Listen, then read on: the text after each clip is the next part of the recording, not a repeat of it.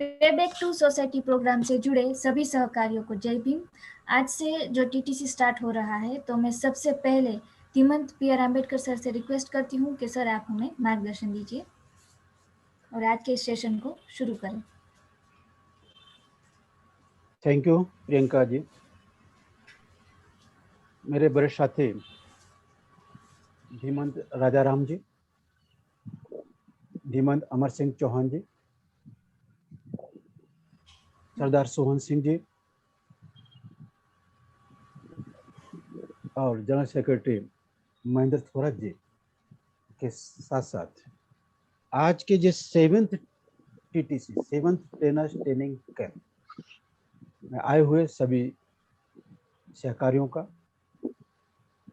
समाज परिवर्तन आंदोलन में अपने आप को सहकारी की भूमिका, डेलिब्रेट एक्टिविस्ट की भूमिका निभाने के लिए, अपने आप प्रशिक्षित करने के लिए, अपने आप को ट्रेन करने के लिए सभी आए हुए साथियों का most welcome in PBS.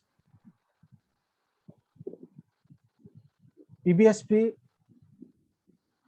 why PBSP? Why training is needed?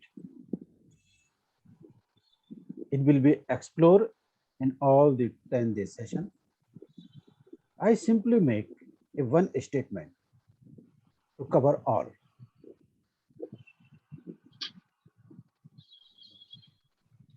Payback to Society program is the most important opportunity for social transformation movement. PBSP is the another name of COSIP.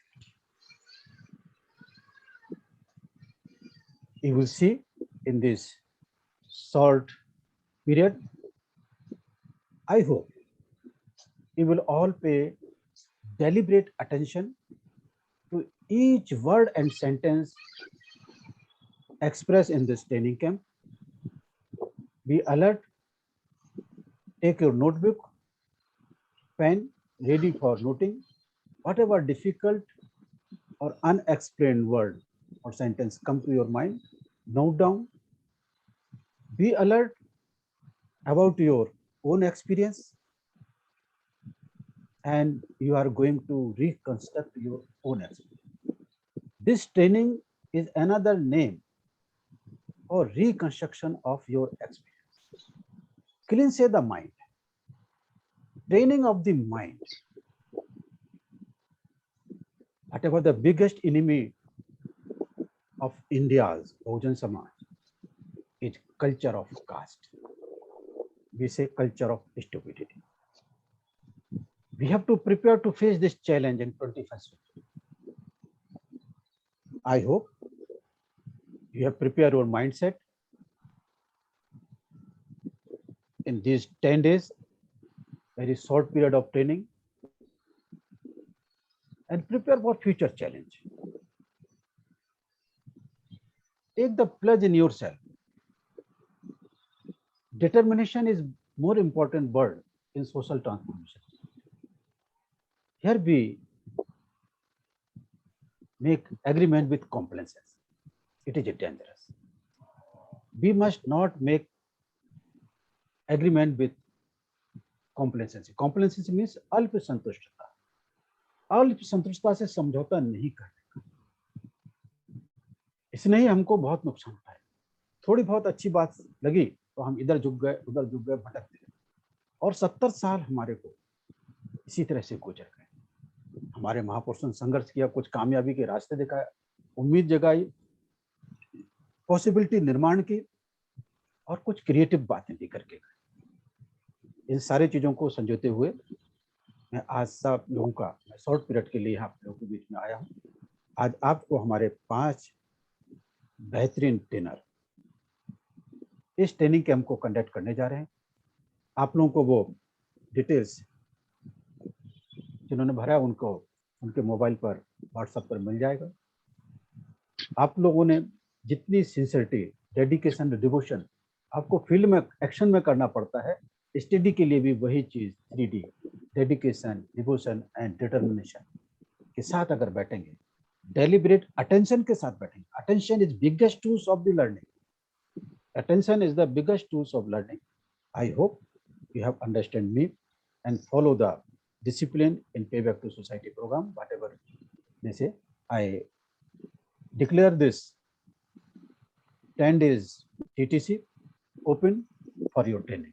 Thank you very much. Jai Bhim, Jai Bharat. Over to Priyanka.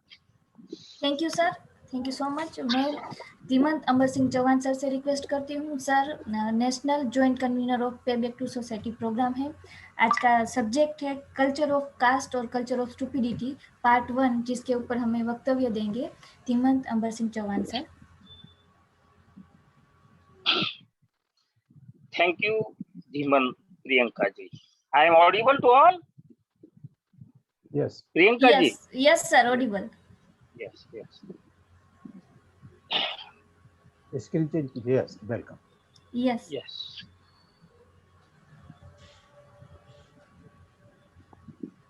We honor and wish the greatness in all of you.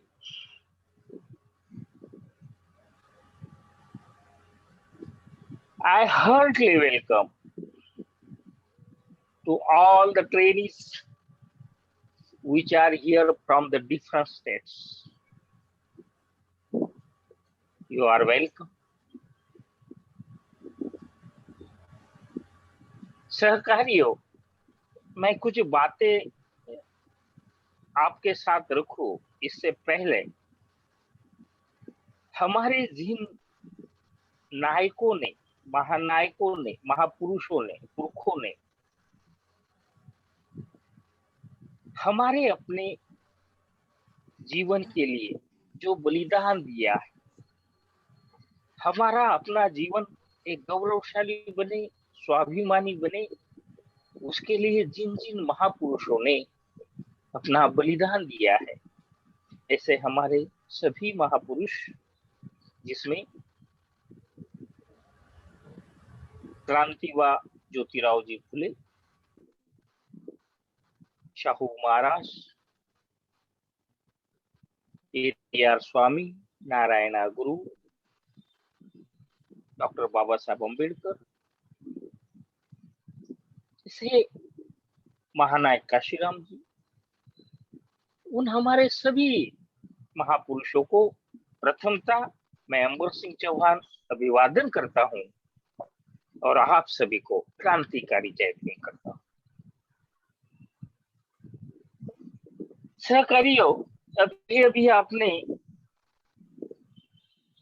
Dhimant PR Ambedkar sir, the chief convener of the Payback to Society program, इनकी सुना। बहुत कम समय में इतनी कुछ बातें उन्होंने बताई है, शायद हमारे जो नए सहकारी है उन्हें लग रहा होगा कि व्हाट इज दिस, यही बात है इसकी। Payback to Society program, it is totally different than other social transformation. क्योंकि Payback to Society program यह वो प्रोग्राम है जो सीखने और सिखाने का प्रोग्राम, जो समझने का और समझाने का प्रोग्राम। आप मेरे सभी सहकारी केवल समझने वाले नहीं हैं, आप समझाने वाले हैं, इसीलिए आप आज यहाँ पर हैं। You are not only the learner, you are teacher also. You have that capability, you have that ability to teach the people. That's why you are here today. And this is the important thing. It pays back to society. Today, I got this opportunity.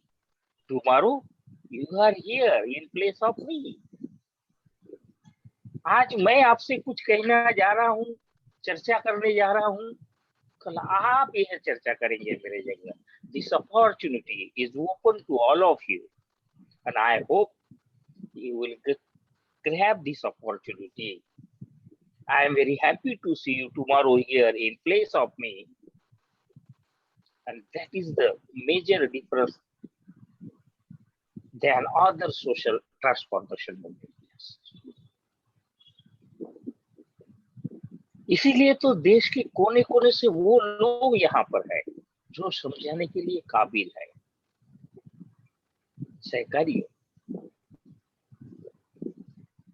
मेरे विषय से जाने से पहले एक quotation से मैं शुरुआत कर रहा हूँ। No truth as truth and untruth as untruth. सत्य को सत्य जानो, असत्य को असत्य जानो। बहुत बड़ा कोटेशन है, तथागत गौतम बुद्ध का यह कोटेशन है। और इस कोटेशन को डॉक्टर बाबा साहब अम्बेडकर जी ने एनिहिलेशन ऑफ कास्ट के पहले पन्ने पर लिखा है। हमने कई बार एनिहिलेशन ऑफ कास्ट पढ़ा होगा,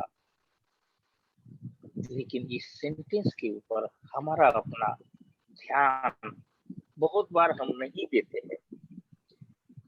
लेकिन पे बैक टू सोसाइटी प्रोग्राम यह ऐसा प्रोग्राम है जो हमारे महापुरुषों के विचारों को जो आज तक एक्सप्लोर नहीं हुए हैं उन्हें एक्सप्लोर करने वाला प्रोग्राम।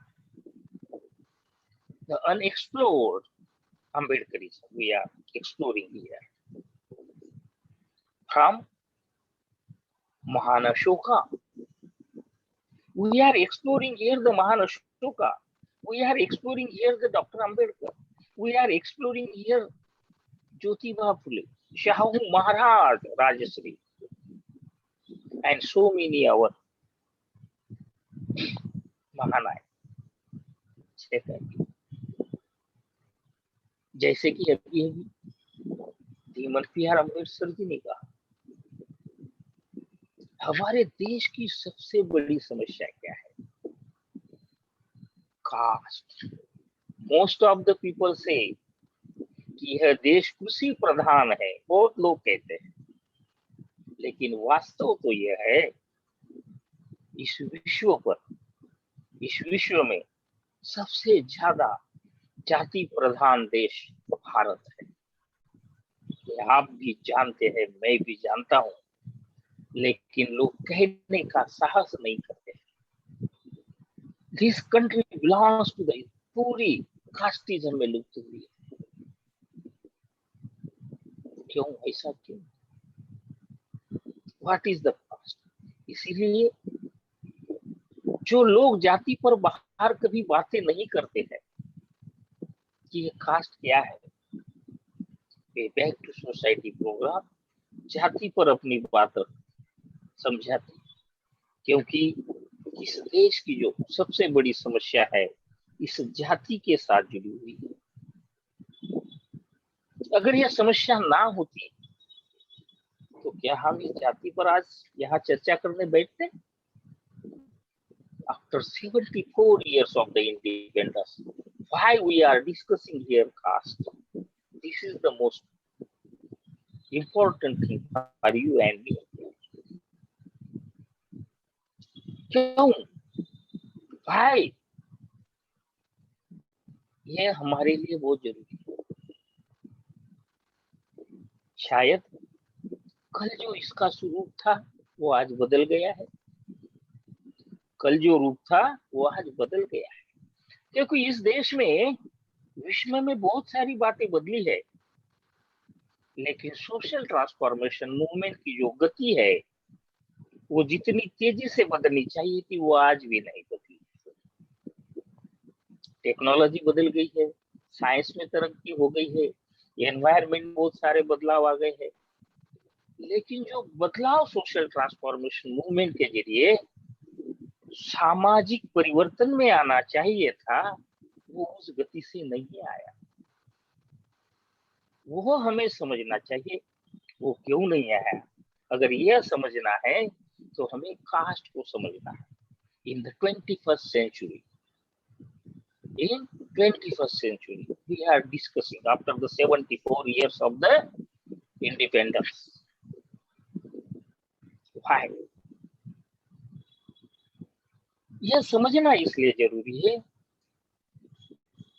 क्योंकि जो बात तथागत गौतम बुद्धा ने कही है, no truth as a truth and untruth as a untruth, इसको अगर हमें समझना है तो सबसे बड़ी बात हमें नेचर से सीखनी होगी. Nature is the great example of the science.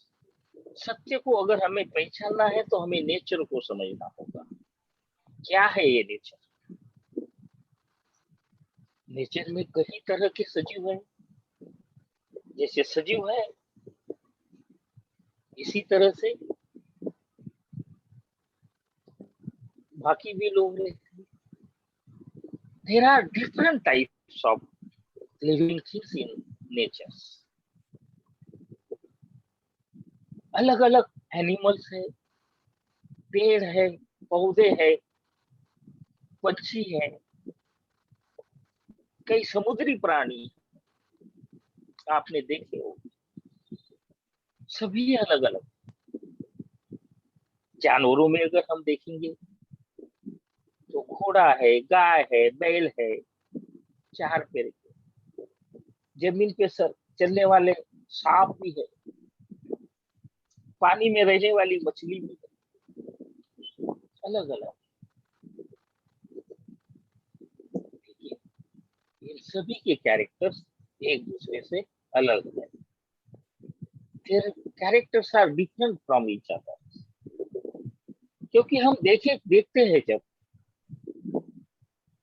घोड़ा और बैल दोनों अलग है, गाय अलग है, भैंस अलग है, कैरेक्टर्स अलग. जो पेड़ पौधे हैं वो एक दूसरे से अलग है. किसी की पेड़ पौधों में भी जब हम देखेंगे, किसी की जो पत्तियां है, पान जिसे हम कहते हैं, वो बड़े हैं, किसी के छोटे. एनवायरमेंट की तरह से अलग अलग अपने जीवन के लिए वो बने. इसी तरह मानव भी बना. लेकिन क्या आपने कभी देखा है कि मानव के कैरेक्टर अलग है? जो आदमी कश्मीर में जन्म लेता है उसे भी 2 हाथ और 2 पैर, 2 आंख, नाक, कान है. जिसने तेलंगाना में जन्म लिया है उसे भी 2 आंख है, 2 कान है, 2 पैर है, 2 हाथ है. जिसने आसाम में लिया है वो भी उसी तरह है. उसकी उत्पत्ति भी एक जैसी है, कोई फर्क नहीं. इसीलिए तो जब कभी हम अस्पताल में जाते हैं, कभी एक्सीडेंट हो जाता है, हमें ब्लड की जरूरत पड़ती है, तो देश का हमारा कोई भी इंसान जिसका ग्रुप उसे मैच होता हो ब्लड का, वो उसे देता है. क्योंकि इंसान के जो बायोलॉजिकल सारे ऑर्गन्स है, फिजियोलॉजिकल ऑर्गन्स है, वो एक जैसे. तो फिर मानव में जात कहां से है? Why not we think this? हम ये क्यों नहीं सोचते? क्योंकि मानव एक ही प्राणी है, इसमें सिर्फ 2 जेंडर है, मेल एंड वुमेन. क्योंकि प्रजनन जो होता है, प्रजनन के लिए मेल एंड फीमेल का होना जरूरी है. सारे प्राणियों में भी है. जो बायोलॉजी झूलाजी के स्टूडेंट्स हो गए जिन्होंने साइंस पढ़ा, उन्हें पता है कि प्रजनन के लिए मेल एंड फीमेल का होना जरूरी है. वो झाड़ हो, फूल हो, पत्ती हो. आम का झाड़ है, बबूल का झाड़ है. लेकिन इंसान में ये जातियां खास, क्योंकि इंसान तो सभी एक है. इसलिए तो एक इंसान का खून दूसरे इंसान को दिया जाता है. तभी कहीं कोई छोटा नहीं होता, कहीं कोई बड़ा नहीं होता. लेकिन सामाजिक जो व्यवस्था हमारे यहाँ बनी है उसमें फिर ये छोटा बड़ापन क्यों आया? जबकि our constitution, the article of से कि हम कोई लिंग भेद नहीं कर सकते, जाति भेद नहीं कर सकते, छोटा बड़ा नहीं कर सकते. लेकिन क्या वास्तव में व्यवहारिक जीवन में आज ऐसा है? अगर नहीं है तो क्यों है?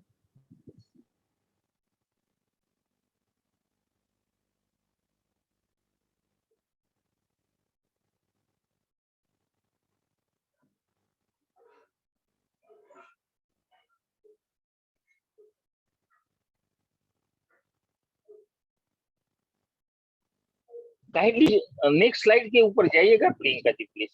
यस, स्लाइड आप जरा आगे आगे करते रहिएगा प्लीज। तो ये जो कास्ट है, इस कास्ट को हमें समझना जरूरी है। 21वीं सदी आज भी हमारे अपने जीवन पर इतनी हावी है, बहुत हावी है, हम छोड़ने के लिए तैयार नहीं, क्योंकि कास्ट इज एन एंड।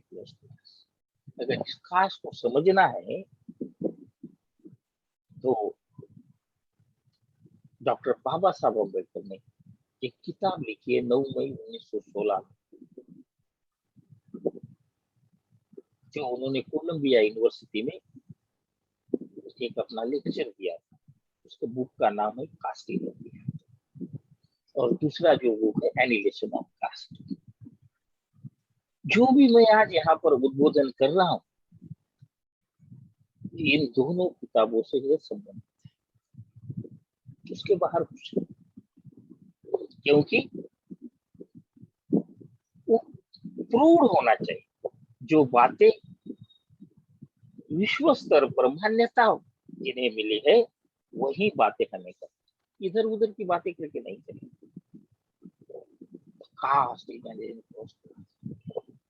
जो हमारे दिमाग में इतनी फीड बैठ गई है, इस स्टेट ऑफ माइंड, हमारे माइंड की एक स्टेट बन गई है, जिस कास्ट की वजह से आज हमारे देश में आप और हम हर क्षेत्र में न्याय से भी वंचित है, न्याय से भी वंचित। क्योंकि जब इस देश में ये जाति और वर्ण सिस्टम खत्म हो गई थी, लगभग खत्म हो गई थी जिसे हम कहेंगे, वो कार्यकाल था महान Ashoka. That is only one period in the Indian history. पूरे भारतीय इतिहास में वो अकेला ऐसा कार्यकाल है कि जिस कार्यकाल में इस देश में जाति और वर्ण व्यवस्था खत्म हो गई। 2300 साल पहले महान अशोका के कार्यकाल, इसीलिए भारत उस काल में सोने की चिड़िया बना, विश्व गुरु भारत बना। अगर 2300 साल पहले यह भारत विश्व गुरु बना, सोने की चिड़िया बना, तो आज क्यों नहीं बना? What is the reason? इसलिए इस खास को हमें समझना है। बहुत सारे लोगों को यह बातें अभी भी गले नहीं उतरती। वो अपने अपने जाति का गौरव करते रहते हैं, लेकिन वो ये भूलते हैं कि इस जाति की वजह से हमारा क्या नुकसान है। इस जाति की वजह से तो वो सोने का चिड़िया वाला भारत हमने खो दिया। वो सोने की चिड़िया वाला भारत का हम गौरव तो करते हैं हमारे आजादी के दिन पर, कई बार पर, लेकिन वो क्या था, उसके पीछे का कारण क्या था, यह समझना बहुत जरूरी है कि उस काल में यह लगभग खत्म हो। जो जाति नेचर ने पैदा नहीं की मानव में, nature has not created the caste in human being. It is created by someone for their benefit. उस जाति को हमें समझना है। वो अगर हम नहीं समझते हैं तो हमारा आने वाला भविष्य, जो आजादी हमें मिली है आज, वो भी जाने का डर है साकारी है। वो भी जाने की नौबत आ सकती है। वो दिन दूर नहीं अगर हम इसे समझेंगे नहीं तो, क्योंकि आज आजादी के 74 इयर्स के बाद भी जिस मुसीबतों से हमें जूझना पड़ रहा है, उसके पीछे के कारण हमें समझना है। इस देश के संविधान ने हमें one man one vote one value देने के बाद भी भाई वी आर अप्रेस्ड हियर, ये बात हमें समझनी है। भाई वी आर अप्रेस्ड हियर। हम सत्ताधारी क्यों नहीं बन पाए, यह बात यहाँ पर। अगर यह बात हम नहीं समझेंगे, सत्ताधारी का मतलब केवल पॉलिटिकल पावर नहीं है, आपको भी ये समझना है। That is not only political power. Therefore हमें वो सारी बातें सीखनी होगी कि इस जाति का हिस्ट्री क्या है, इस जाति की इकोनॉमिक्स क्या है, इस जाति की साइकोलॉजी क्या है, इस जाति की ज्योग्राफी क्या है। बाहर लोग बातें नहीं करते because they are living for the survival of the test, but we the people of those are Bahujanas are living for the welfare of the weakest people. That's why we are bahujans.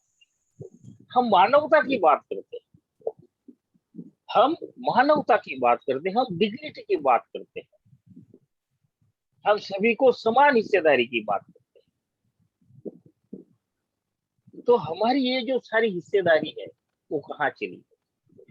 फिर वो education हो, फिर वो economics हो। देखिए कोई भी क्षेत्र देखिए, वेयर इज हमारा पार्टिसिपेशन कितना है? अगर नहीं है तो क्यों नहीं, नहीं है तो क्यों नहीं।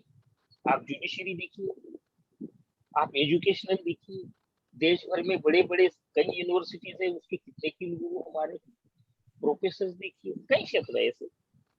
आप सारे बुद्धिजीवी वर्ग के लोग यहाँ बैठे हैं, इसमें हमारा पार्टिसिपेशन, इसके पीछे का कारण क्या है ये हमें समझना चाहिए। और ये समझने के इस कास्ट की जो सारी ज्योग्राफी हिस्ट्री जो साइंस है वो समझना जरूरी है। Psychology, this is social psychological status of mind जो हमारे दिमाग में घट गई। ये caste is the spirit of investing. इस कास्ट ने हमारे अंदर एक असमानता विषमता पैदा की है। एक जो कम्युनिकेशन का रोल हमारे अंदर होना चाहिए एक दूसरे के अंदर, वो भी जाति की वजह से रुक गया है। The communities are placed in the ascending scale of reverence and descending scale of culture. जाति की जो संरचना है हिरार्कियल बेस्ड, इनका स्लाइड चेंज कीजिए। हम गौरव करते हैं, लेकिन हम ये भूल जाते हैं कि हमारे सर पे कोई ना कोई बैठा है। जैसे जैसे ऊपर जाता है तो उनको आदर दिया जाता है, और जैसे जैसे नीचे आते हैं तो उनका अपमान किया जाता है, उनके अपमान की जिंदगी जीनी सार्वजनिक। यह बात है अनथिंकिंगनेस। हमारे लोग लिखे पढ़े होने के बाद भी इंटेलेक्चुअल ट्रैप में फंस जाते, सोच में फंस, क्योंकि जिन्होंने जाति पैदा की वो उस तरह के जाल फेंकते हैं। इसका बेस्ट एग्जांपल है समता एंड समरसता। These are the two words. हमारे लोग समझ नहीं पा रहे हैं कि क्या है, ये समझना जरूरी है। जबकि हमारा कॉन्स्टिट्यूशन इक्वालिटी इक्विटी बहाल कर रहा है, तो ये समझता कहाँ से आ गया? यानी वो कहेंगे वैसे उनके साथ लिखते रहो, लेकिन हमारे अपने इसका डिफरेंस क्या है समझने में ये नहीं। जो सोशल हायरार्की सिस्टम तैयार की है, जिसकी वजह से एक स्लेवरी कल्चर हमारे यहाँ ऊपर, जिसने हमारी लिबर्टी और जस्टिस भी हमसे छीन लिया है। एक ब्लाइंड फेथ की तरह हमारे पुरखों ने किया, इसीलिए हम भी हमें वो करना चाहिए। ऐसे कई रिलीजियस जो है, कास्टियस जो है, ब्लाइंड ट्रेडिशनल हमारे अपने अंदर विश्वास की जगह अंधश्रद्धाएं हमारे यहाँ निर्माण हो गई। जिस जाति की वजह से ये ऐसा होने के कारण भी कुछ है। जैसे कि महान अशोका के कार्यकाल का जब हम उदाहरण देते हैं कि वो ही अकेला ऐसा गौरवान्वित काल था, लेकिन आपको हमें उस इतिहास को जानना होगा जब मौर्य वंश के बृहद्रथ की हत्या की गई, महान अशोका के उस वंश की हत्या की गई, उसके बाद हमसे संरक्षण का अधिकार छीन लिया गया, उसके बाद हमसे शिक्षा का अधिकार छीन लिया, संपत्ति का अधिकार, और उसके कारण हम हजारों साल ये सारी बातों से वंचित रहे। नतीजा क्या हुआ? हमारी कई पीढ़ियां जिन लोगों ने जाति बनाई, उनके कहने पर उन्होंने जो कहा इस तरह से उन्होंने किया, यानी उसके माध्यम से हमारे अंदर एक फोर्स इग्नोरेंस समेटा डाला गया, फोर्स इग्नोरेंस। ऐसा नहीं कि इस काल के दौरान भी हमारे कई महानायकों ने हमें ये समझाने की बात की, लेकिन हम वो समझ नहीं पाए। इसीलिए तो unexplored Ashoka, unexplored क्रांतिबा Jyotiba Phule, unexplored Shahu Maharaj को एक्सप्लोर करने का काम कर रहे हैं, ये समझाने का काम कर रहे हैं। जिस जाति की वजह से हमारे व्यक्तिगत जो अधिकार थे वो छीन लिए गए, हमें उस अंधेरे में, बैकवर्डनेस में धकेल दिया गया, हमसे हमारी मानवता के अधिकार छीन लिए गए, डिग्निटी छीन ली गई। आज भी यह बातें आप और हम पल पल जगह जगह अनुभव कर रहे हैं। बाहर दिखता तो सब कुछ है, इसका कारण है minority peoples are in power instead of majority. Majority बहुजनों पर माइनॉरिटी के लोग राज कर रहे हैं। क्यों कर रहे हैं ये आप समझ नहीं पा रहे। इसी इंटेलेक्चुअल ट्रैप्स के कारण, इसी इंटेलेक्चुअल ट्रैप्स के कारण। जिस नेशनलिज्म की आप बात करते हैं, लोग राष्ट्रभक्ति की बात करते हैं, क्या है राष्ट्रभक्ति, क्या है हिंदुत्व, हिंदू राष्ट्र? सरकारी हो, हिंदू राष्ट्र is nothing but another name of casteism. Hindu राष्ट्र या Hindutva is nothing but another name of casteism. जाति को मजबूत करने का काम है, जिस जाति ने इस मानवता के अंदर हजारों जातियां पैदा करके जो खोडवाड़े तैयार कर दिए, उस खोडवाड़े में हमें बंद करके इस राष्ट्रवाद का नारा लगाया, और इसी राष्ट्रवाद के माध्यम से वो सत्ता पे रहना चाहते हैं, वो सत्ता से बाहर नहीं आना चाहते। इसीलिए क्या गत 2300 साल में बहुत कुछ बदला, लेकिन हमारे अपने लोगों को वो जो गरिमा थी, वो गौरव था, वो वापस नहीं आ पाए। क्योंकि कारण हमें इस जाति के कोंडवाड़े में, जिसे हम जेल भी कह सकते हैं, लगभग 6743 से ज्यादा जातियां हैं। हर जाति अपना अपना गौरव करने लग गई, एक दूसरे से बड़ा समझने लग गई। नतीजा मानवता के अंदर जो कोऑपरेशन होना चाहिए था वो नहीं हो पाया, और उन्हें छूट मिल गई। अब उनके क्या किया, उसके पीछे के कारण भी कई है कि जो हथकंडे उन्होंने अपनाए, इसके पीछे ये बहुत अलग तरीके के उन्होंने हथकंडे अपनाए। Next slide Priyanka ji. उन्होंने अलग अलग तरीके के हथकंडे अपनाए, और उस हथकंडों के माध्यम से वो हमारे लोगों को ट्रैप में फंसाते। हम सोच नहीं पाते, क्योंकि हमारा माइंड एनक्लोज हो गया है। What is enclose mind? क्या होता है? It's a mind of stupidity, it's a mind of unthinking. सहकारी culture of caste is nothing but another name of unthinking. Culture of caste is another name of unthinkingness. हम सोचने की जो हमारी प्रक्रिया है माइंड की, उसे रोक लेते हैं, हम अंध भक्त बन जाते हैं। बाबा साहब अम्बेडकर जी ने संविधान सभा के आखिरी भाषण में भी ये कहा है कि अंधभक्ति कितनी विनाशकारी। जॉन स्टुअर्ट मिल का उदाहरण उन्होंने दिया है। हम पढ़ते तो है लेकिन समझ नहीं पाते। लेकिन पे बैक टू सोसाइटी प्रोग्राम, ये सारी बातें आपको हमें इस 10 दिन में समझे। Caste is and virus, caste ये एक बड़ा वायरस है। Thinking is a potential antivirus. इस एनक्लोज से बाहर अगर जब हम सोचने लग जाएंगे, इन बॉक्स के बाहर आके हम ओपन माइंड से जब सोचने लग जाएंगे, तो आपको पता चलेगा कि कास्ट का वायरस कितना डेंजर।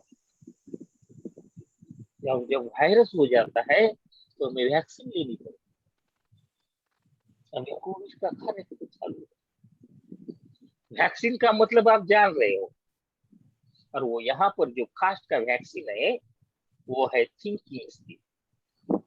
हमारे महापुरुषों ने दिए हुए विचार जो हम समझ नहीं पाए हैं, उस विचार का अम्बेडकरिज्म का, फुले शाहू अम्बेडकर, काशीराम जी, पेरियार जी, नारायण गुरु, कबीर जी, इनके विचारों का वो ह्यूमनाइजेशन आपको लेना होगा। और ह्यूमनाइजेशन लेकर अपने अंदर की इम्यूनिटी जो है, जिसके कारण हम आज वीक हो गए हैं, पीछे रह गए हैं, हर क्षेत्र में हमें रखा जा रहा है, हमें समझ नहीं आ रहा है। हमें अपने अपने अंदर बूस्ट करना होगा इम्यूनिटी इन विचारों के साथ। हमें वो विटामिन लेने होंगे हमारे विचारों के, अम्बेडकरिज्म के विचारों के। हमें क्रांतिवाद,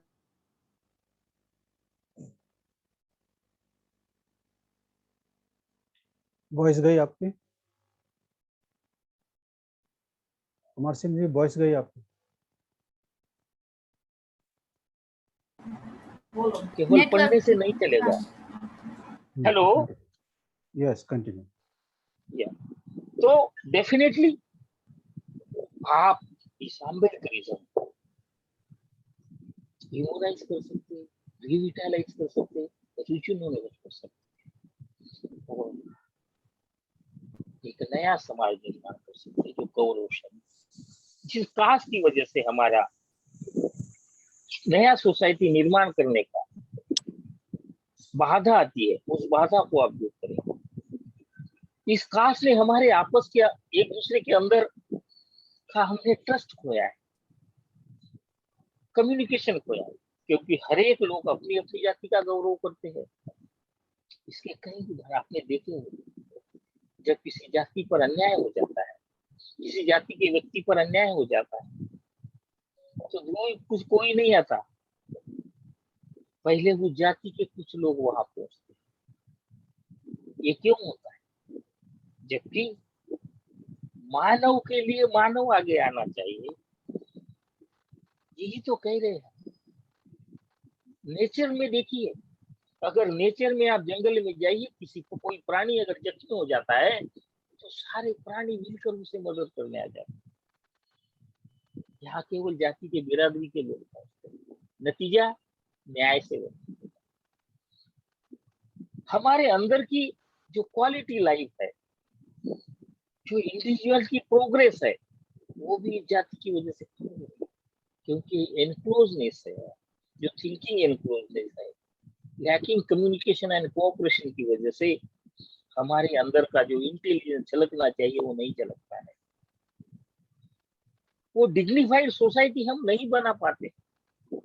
हमारे अंदर कई बुद्धिजीवी लोग हैं, लेकिन वो आपस में एक दूसरे के साथ कोऑपरेशन करके बातें नहीं करते, क्योंकि अलग अलग जाति के होते हैं। नतीजा सभी को नुकसान भुगतना। तो इस जाति के एनक्लोजनेस से हमें बाहर आना बहुत जरूरी है। सहकारी ये समझने के लिए आज के कई उदाहरण, जैसे मैंने हिंदू नेशनलिज्म का आपको एक उदाहरण दिया, इसी तरह कई उदाहरण है। आपने देखा होगा कुछ मेरे जो सहकारी या जिसकी उम्र 40-50 साल से ज्यादा है, उन्हें पता है कि इस देश में मंडल आयोग जब लागू हुआ था, तब इस बहुजन समाज में एक नया चैतन्य निर्माण हुआ था।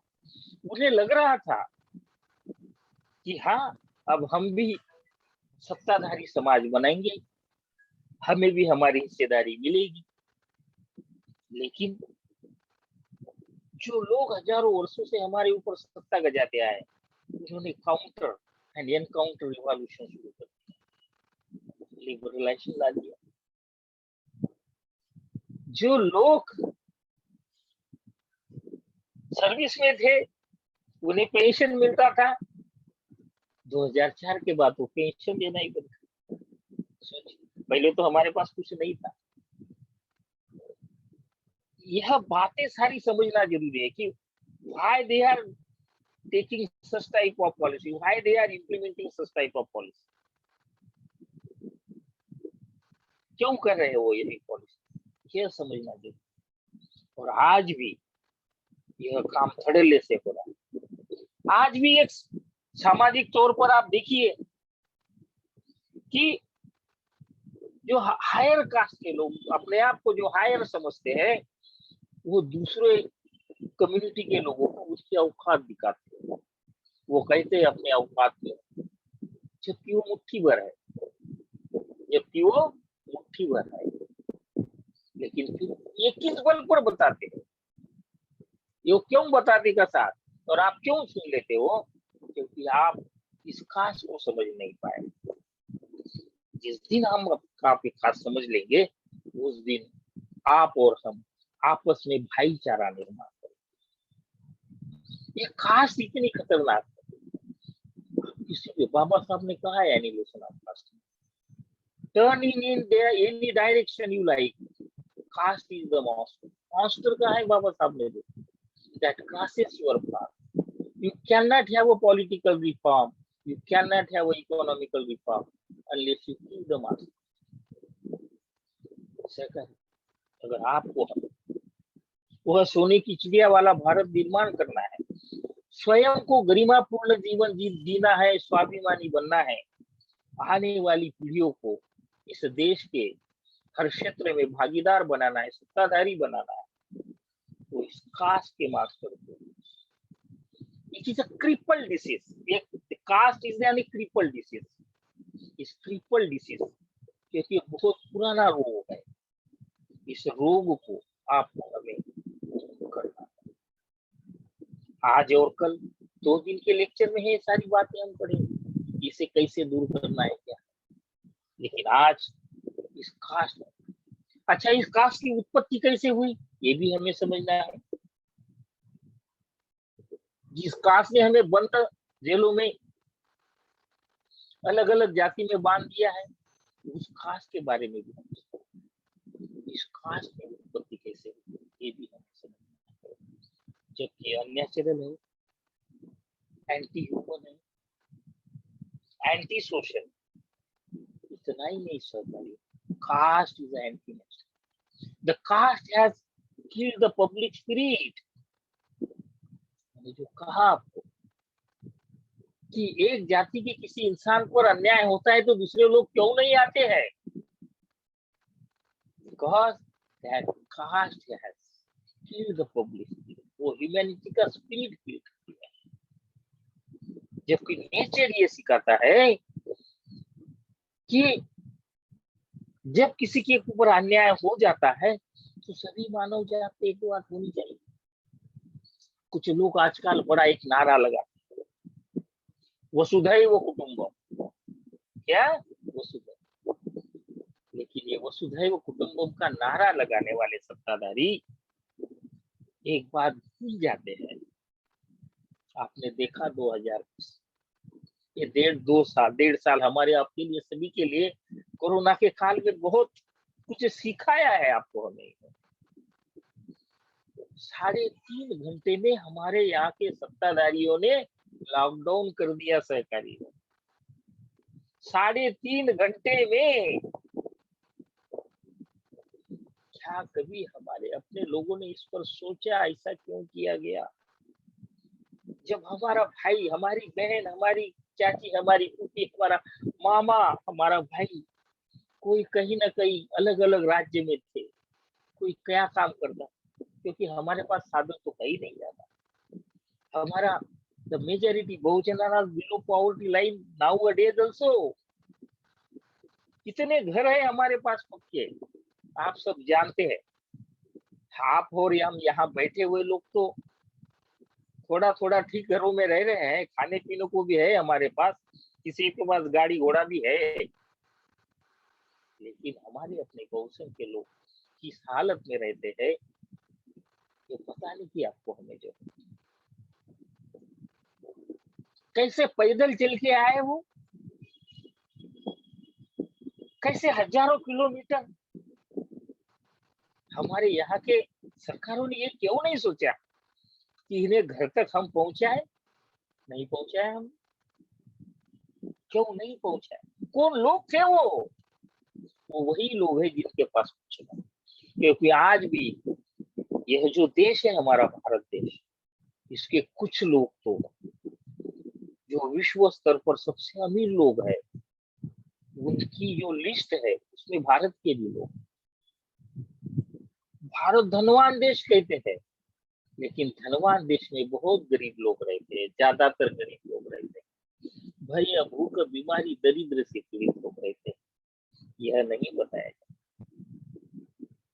यह नहीं बताया। ऐसे लोगों को हजारों किलोमीटर पैदल चलने के लिए मजबूर किया गया। कितना बड़ा अन्याय था। लेकिन मजे की बात देखिए या दुर्भाग्य की बात, जब उन्हीं लोगों ने कहा कि कोरोना भगाने के लिए ताली थाली बजाओ, हमारे अपने लोगों ने ताली थालियां बनाई, कहीं लाइट बजी। क्या कभी सोचा आपने इसके पीछे क्या ऐसे ताली थाली करने से कोरोना जाता है? क्यों नहीं समझ? अपनी कमजोरियां छुपाने के लिए इन सारे मेरिटधारियों ने, क्योंकि आज तक सत्ता में ये सारे मेरिटधारी है, हमारे यहाँ की स्वास्थ्य सेवा का क्या बुरा हाल किया। देवी गौड़ा को छोड़कर कोई आज तक इस देश का प्राइम मिनिस्टर बहुजना से नहीं बना है। बेहिचक ये बात आज करने की आपके सामने रख रहा है। लेकिन हमारे अपने लोगों को जो यातनाएं उस काल में हुई, उस यातना के पीछे क्या कारण थे?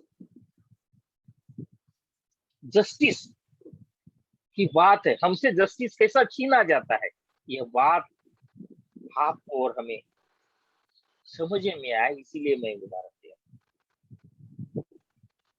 इसीलिए और ये बात हमें समझना बहुत बहुत जरूरी है, क्योंकि हमें जातियों के उन जेलों में बंद कर दिया सरकारी।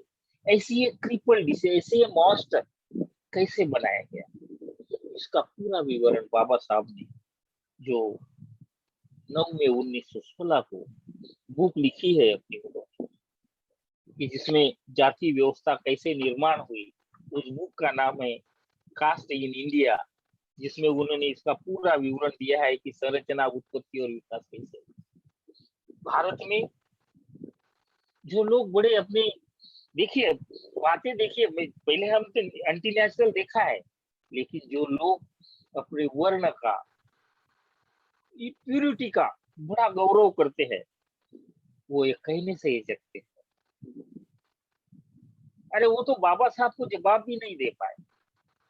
इस देश के जो उत्पत्ति हुए लोगों की, ये असल में आज तक कई परकीय सत्ताधारियों ने देश पर जो आक्रमण किया, जैसे कि मंगोलियन थे, अलग अलग जाति के लोग थे, इन लोगों ने जो आक्रमण किया, उस आक्रमण के माध्यम से ये जो एक बनी है यहाँ की उत्पत्ति, मंगोलियो, द्रविड़ो, आर्यो और शकों का ये सम्मिश्रण इसमें है। सम्मिश्रण इसमें।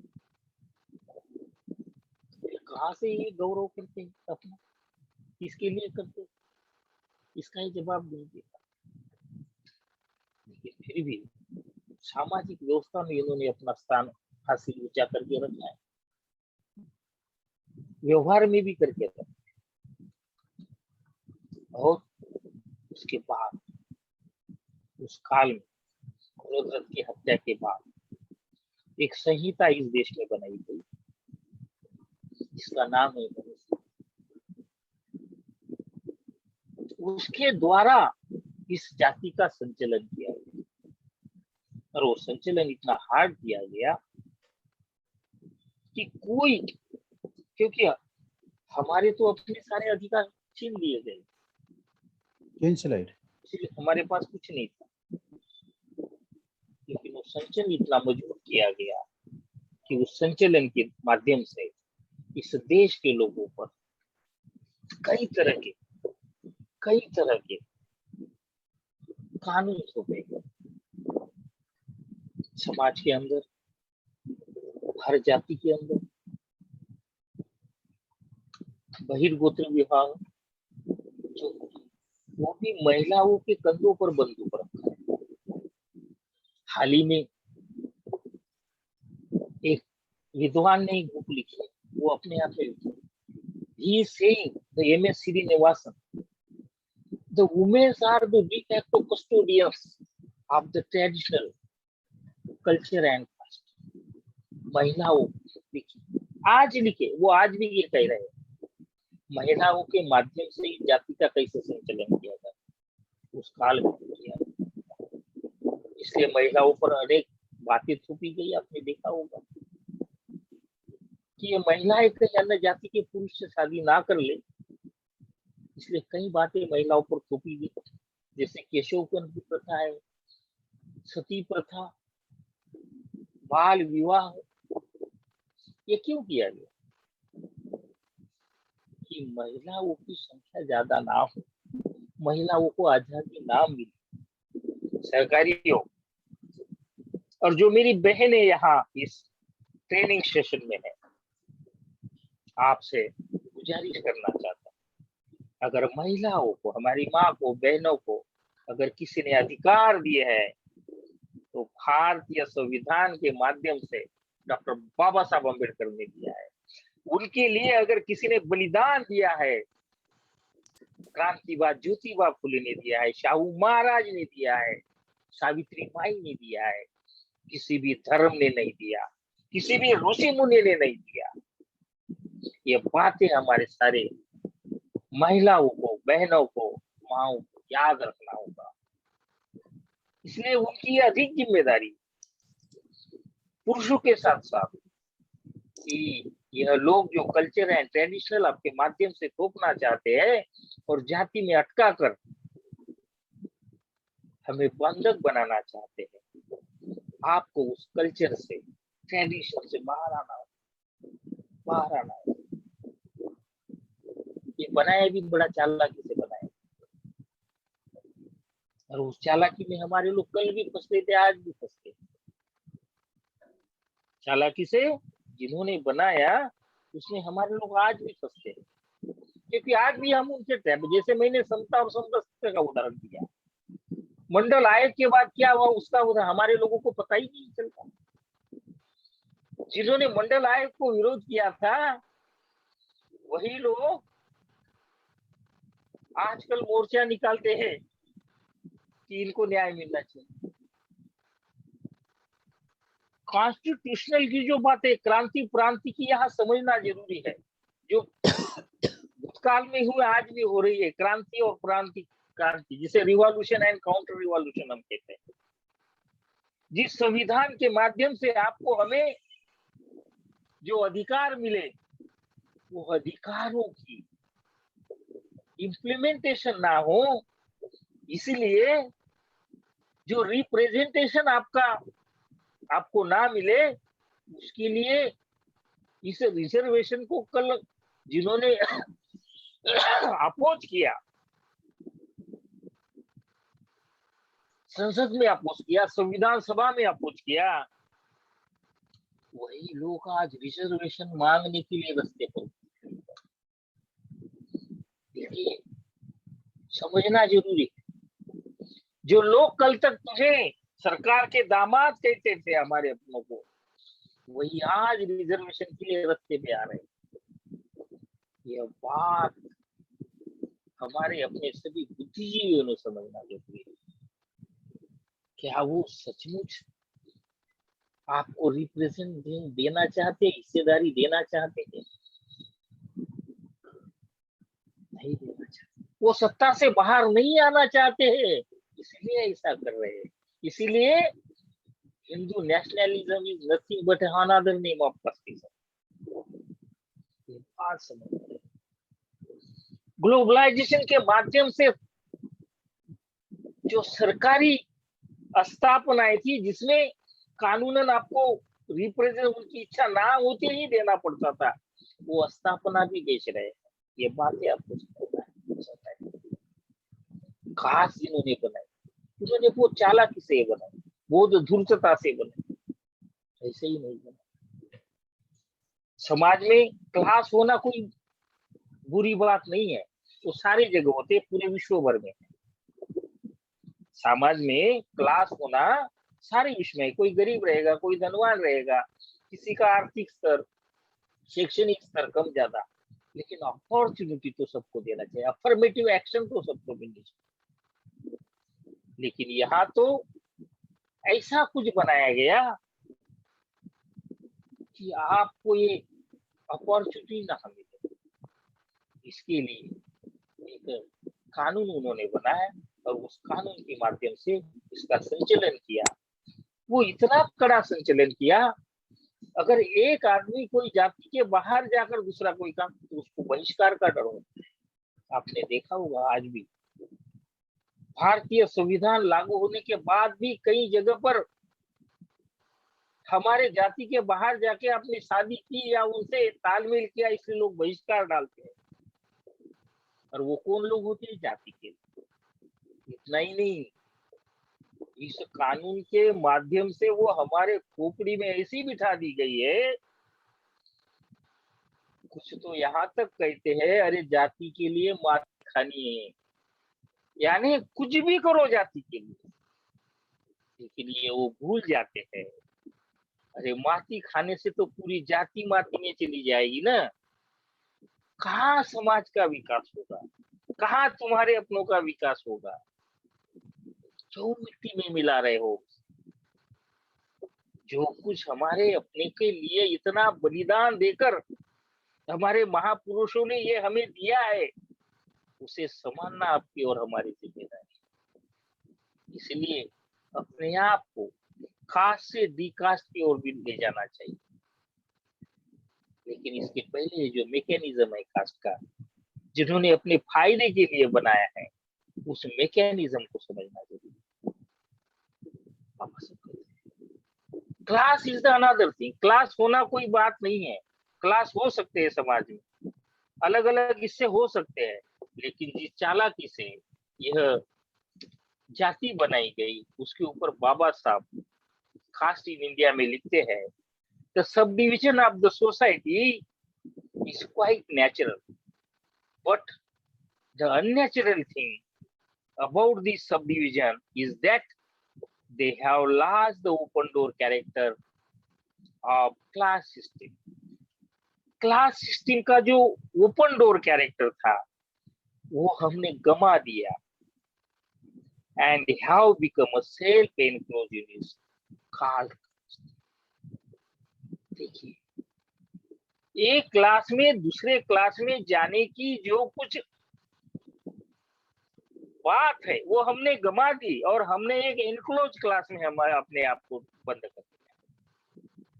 The question is here, they compelled to close their doors and become a endogamous। इसके लिए सजातीय के बहिर्गोत्र विवाह की भी प्रथा, एंडोगेमस पद्धत लागू करती, और did they close them आप देनवो नकार, अपने आप के लिए उन्होंने कर दिया। एक वाक्य यहाँ बाबा साहब ने और भी बहुत सटीक से दिया, आई सबमिट दैट, बहुत इंपॉर्टेंट वाक्य है सहकारी। सभी हमारे सहकारियों को ये वाक्य लिख लेना चाहिए। मैं 2 बार इसे रिपीट करूंगा आपके। I submit that there is a double line of answer. There is a double line of answer. Some close the doors, other found it closed against them. Some close the doors, other found it closed against them. क्या कहते हैं? कुछ ने द्वार बंद कर लिए, कुछ ने द्वार बंद कर लिए और कुछ ने दूसरे के द्वार अपने लिए बंद कर लिए। कास्ट की उत्पत्ति कैसे? जो पुरोहित वर्ग हम कहते हैं, इस पुरोहित वर्ग ने उस काल में जिस चालाकी से ये किया और हमारे अपनों ने उसका अनुकरण करके इस जाति का फैलाव किया। यह सबसे बड़ी बात याद है। डॉक्टर बाबा साहब अम्बेडकर ये भी बात कहते हैं, जिन्होंने किसने ये जाति बनाई है उन्होंने भले ही जाए, उसके लिए वो दोषी है, 100% दोषी है।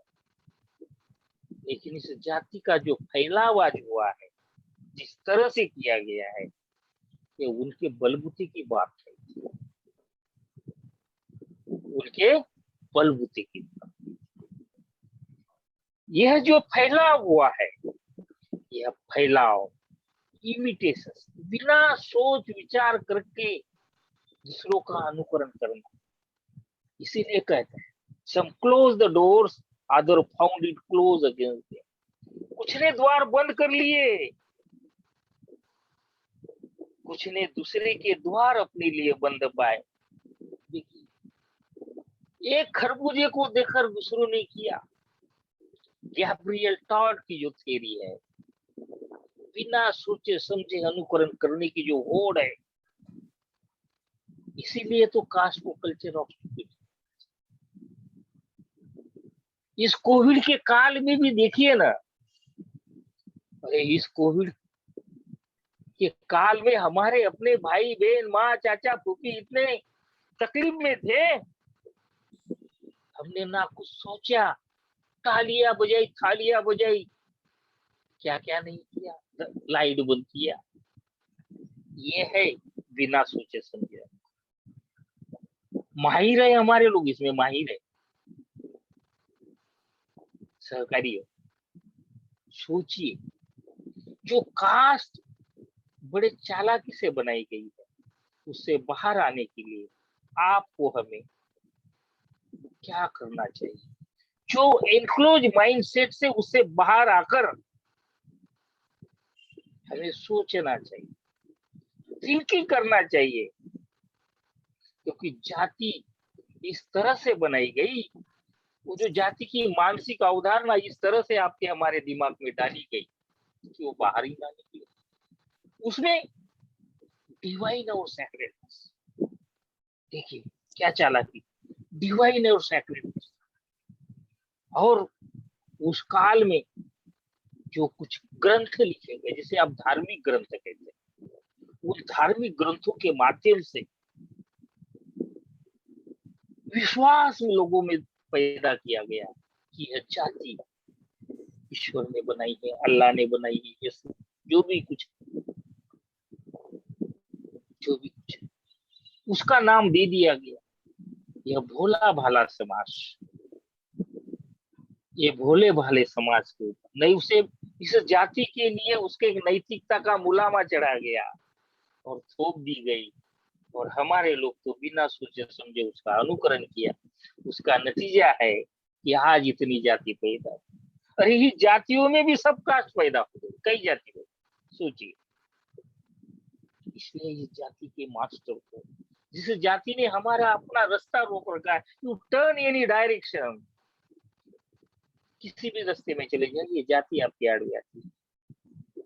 यह सारी बातें आपको हमें समझना होगा एक ऑर्गेनाइज तरीके से। यह जाति और कैसे दी गई मालूम है? जन्म से। देखिए, जबकि हमारा अपना सभी ह्यूमन बींग्स का नेचर जो है, सभी की जन्म की पद्धति एक ही है। मानव की उत्पत्ति है, मानव की उत्पत्ति है।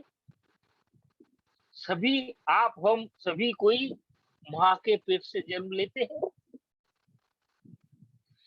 बाकी कोई अन्य तरह से कोई इंसान नहीं पैदा होता है, मानव नहीं पैदा होता है।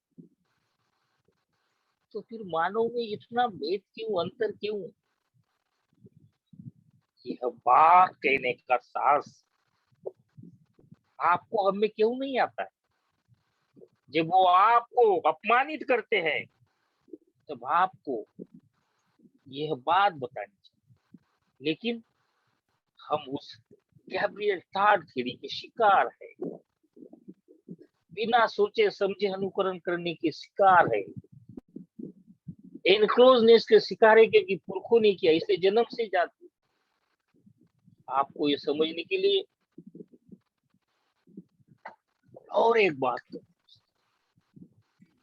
कोई भी कानून जो होते हैं ना, कानून, लॉज, ह्यूमन बीइंग, क्योंकि ह्यूमन इस नेचर का, विश्व का सबसे बड़ा प्राणी है जो सोच सकता है। बाकी जो प्राणी है वो सोच नहीं सकते, इतना तो आप समझ सकते हैं। जो कानून होता है ना, वो मानव के लिए होता है, मानव कानून के लिए नहीं है, इंसान कानून के लिए नहीं पैदा होता, क्योंकि कानून ही इंसान बनाते हैं। तो वो कानून मानव हित में होना चाहिए, लेकिन यहाँ पर कानून आपका अपमानित करने के लिए बनाया, आपके हित में नहीं बनाया गया, अपमान किया गया, इस अपमान से बाहर आए और जन्म से दे दी गई। आपने देखा होगा, एक उदाहरण कहता हूं मैं, आज भी बहुत सारे कुछ लोगों को मालूम नहीं है, क्योंकि अलग अलग स्टेट के लोग। अंग्रेजों ने 1871 में इस देश में एक कानून बनाया था, 1871 में, गुनहगारी जमात का कानून।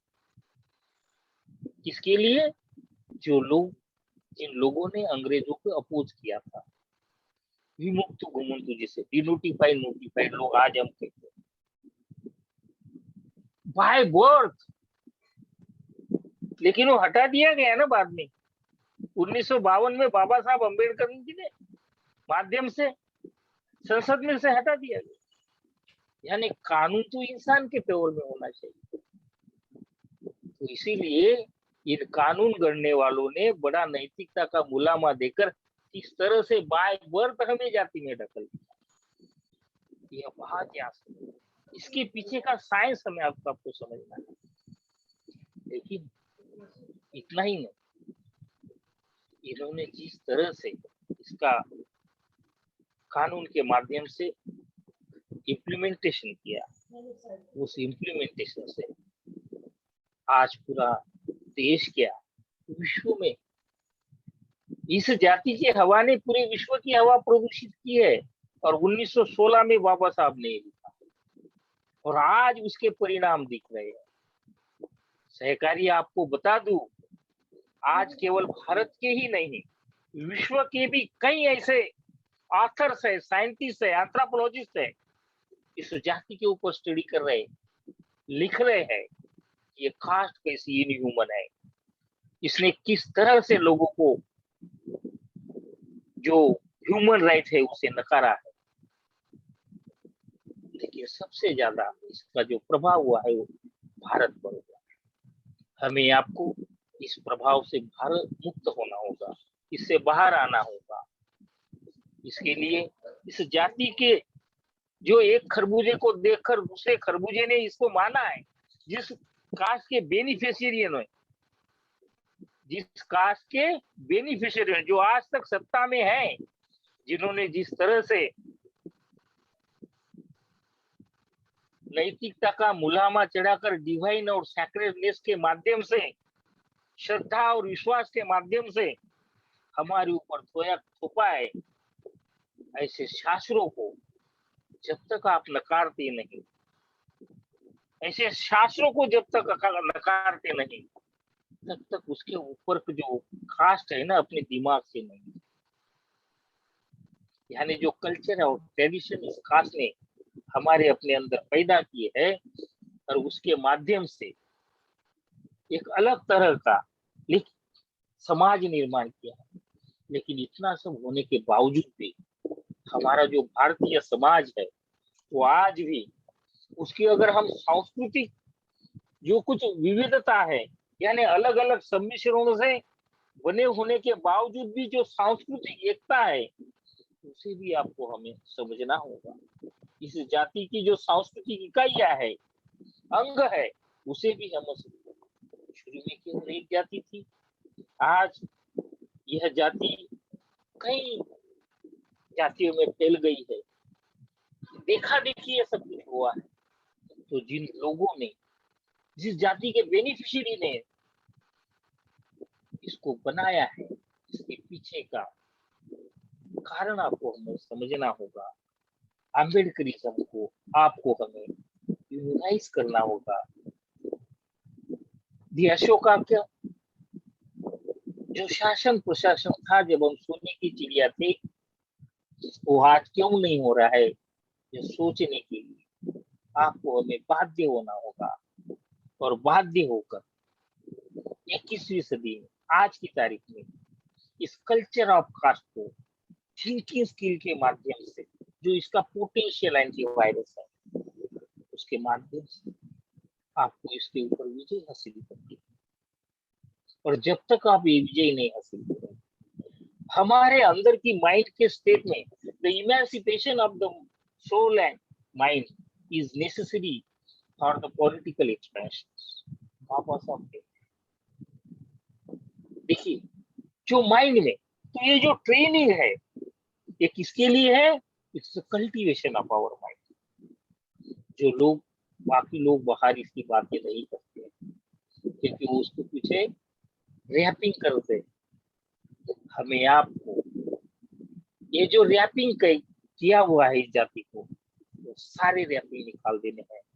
एनक्लोज बॉक्स से आकर ओपन माइंड से, खुले दिमाग से, खुलेपन से इसके ऊपर सोचना है, विचार करना है।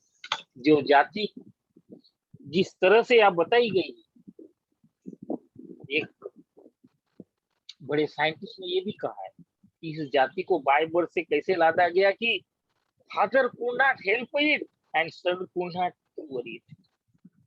इतनी बड़ी हमारे ऊपर जो तोहमत लादी गई है, इस तोहमत से बाहर इस अपर कास्ट की जो जातियां है,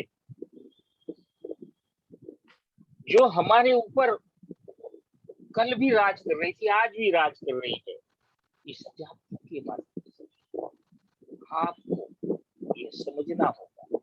ये हिंदुत्व का जो नेशनलिज्म है, ये समझना होगा। जो माइनॉरिटी क्लास आपके ऊपर सत्ता बनाए बैठा है, इसके पीछे का कारण आपको समझना होगा। और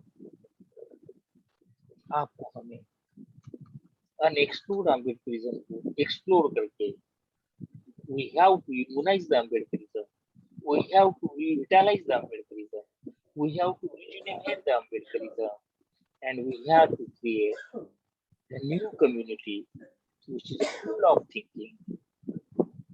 इसीलिए आपको हमें इस कास्ट के कल्चर को, इस कल्चर ऑफ स्टुपिडिटी को, अनथिंकिंगनेस को समझना है।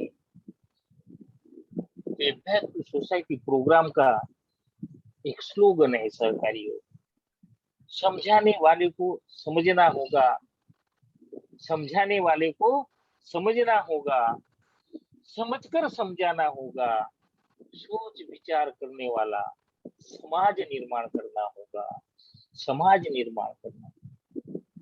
महान अशोका का राज आएगा, सबको भय मुक्त बनाएगा।